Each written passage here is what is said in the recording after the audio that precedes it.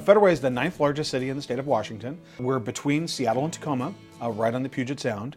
We're a city of just shy of 100,000 people. We are seeing more and more that gang violence does happen here. It looks different. It's harder because you can't do things on a block-by-block basis. You can't do the same interventions that you have in an urban area. This community was rocked to its very foundation in 2016. We had a series of homicides that occurred. And I think the people that had been here several decades were really concerned about what was happening in our community. When we were creating our violence prevention initiative, we had to think about what is the hospital's role in violence prevention. We're lucky to live in an area that has a lot of great community partners, a lot of passionate people that are on the ground doing the work.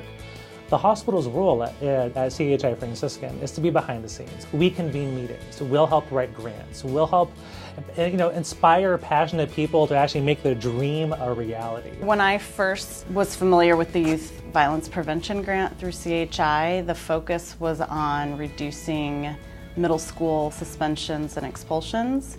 So we know a lot more about what we can do to prevent problem behaviors than respond to it at the end. So things like establishing school-wide expectations, making those part of the school culture. Be safe, be responsible, be respectful are often school expectations. And so schools will lay out, well, what do those really mean across all of the locations? So what does it mean in the hallway, in the classroom, out on the playground at elementary? And then they're explicitly taught those expectations. We also have a goal working with our wider community to reduce juvenile arrests in the city of Federal Way. One of our plans is we developed the YES Network, the Youth Employment Support Network, because research shows that kids that are involved in employment and employment readiness opportunities, that violence is decreased in that community by up to 70%. Especially if you were lost like I was. I don't know, I was lost, I felt lost. I was incarcerated. What led me to these decisions was the people I was surrounded with. Because if you're surrounded with ignorant, alcoholism, just violence all around you, right? What are you going to end up being? One of those people you're surrounded by.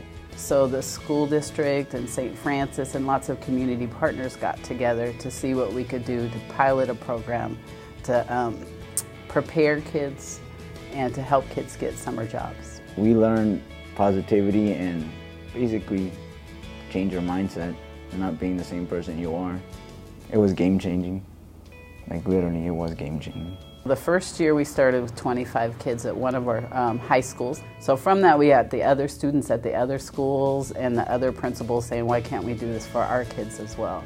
So this year we've expanded it to 4 of our comprehensive high schools and went from 25 scholars to 100 scholars. I think these programs really engage people. You know, the young people, obviously they want to know that there's a future out there for them, but most importantly, I think they want to feel like their community cares about them. The grant funding we get from CHI is imperative.